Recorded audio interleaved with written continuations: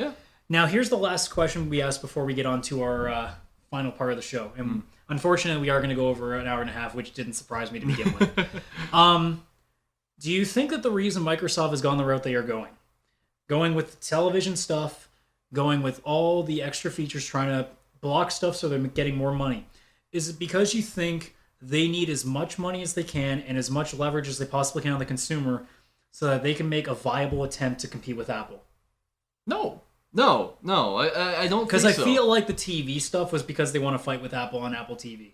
I feel like they look at Apple doing what they're doing because, let's be honest, like Microsoft and Apple are in a bitter war with each other right now. Well, okay, let's be entirely honest, right? Because WWDC, their keynote presentation happened at the exact same time Microsoft was going on. I don't see that being coincidental at all. No, and to be honest, that was more the part of Apple than it was Microsoft because E3 is done by a third party. I don't see this as a competitor to any of Apple's products. Reason being is that Apple doesn't necessarily take the same kind of approach to television that Microsoft's gone after. They've gone to basically like, hey, all cable providers, just plug it in and we'll just read your stuff, no problem. When you go with Apple, you get a really curated kind of experience where you're watching movies, television shows, that stuff through a thing that they vetted over and over and over again. Microsoft has done no vetting on the part of other cable providers. If this comes up here and I go to Kojiko and plug the box in, is it going to work the same? Is it going to be great? We don't know that. Because, I mean, the most common misconception that Microsoft is being made with this thing. Yeah. We already have a cable box. Why do we need a game console to do it for us? Yeah. I never understood this. I don't know why they thought this was a good idea. I can't for the life of me. I can figure out why Nintendo went with the gamepad over Microsoft with TV. Yep. I don't get it. Yep. Microsoft doesn't have their own TV brand like Apple does. Why do they care about television? I can see, like, there was a lot of talk, especially in the past year with the Walter Isaacson biography coming out about Steve Jobs, that Apple was going to heavily invest in the television industry. But as we've seen at WWDC, there really wasn't a lot said about that. In fact, Apple TV was barely even mentioned.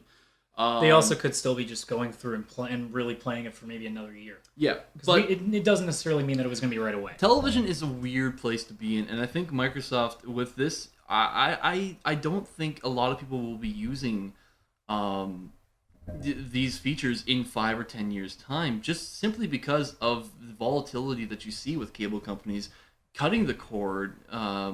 With consumers cutting cords and going just purely digital with Netflix, Hulu, and other online. Yeah, I mean, subscriptions. honestly, like I haven't watched any TV unless it's like I'm watching the baseball game. Yeah, I don't watch TV anymore. Yeah, I don't understand why Microsoft chose to invest so much money into something that really is not being used very widely anymore. Yeah, and like, I can't remember what the statistics were, but I heard a while ago that a very tiny percentage of kids are even watching TV now. Yeah, I don't doubt that. It's the only people that are really still heavily into TV are the people that are in like their 50s and 60s who really don't know anything else because they don't really understand the computer enough. I agree with that as well. I think they shot themselves so badly in the foot because they really need for that kind of service to work. They needed gamers to get this into their homes, and they showed no reason why they should have that. That was the worst mistake Microsoft could possibly make. The first time we see your box, you are not even talking to gamers.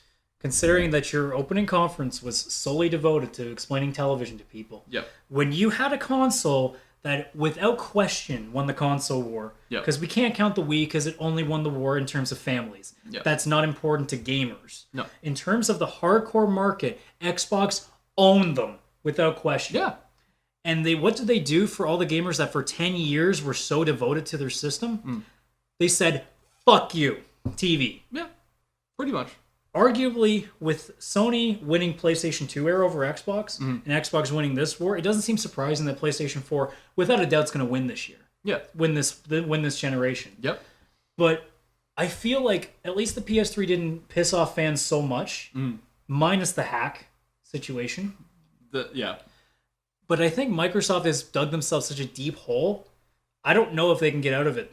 on the next generation that easily.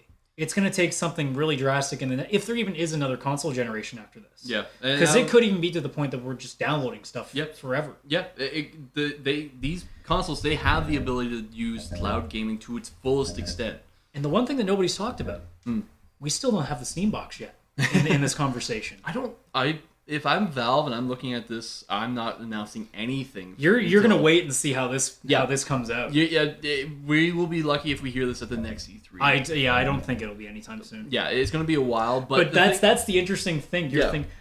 Valve has the capability to even destroy Sony out of the water with what they can do. Well, they have a lot of just intellectual prowess over everything that they've done in terms of engineering, in terms of software.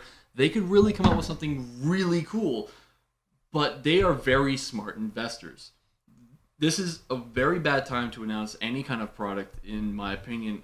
Even when we're talking about things like the Ouya, I think now would not be the exact time to come out and launch, because you got people that are going to start saving for these big boxes, and their money's not going to be anywhere.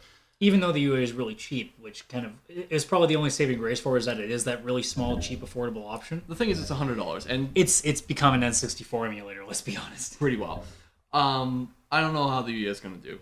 I think it's interesting, but I think it'll do more than fine, to the point that it'll give them a shot at trying a second time. Yep.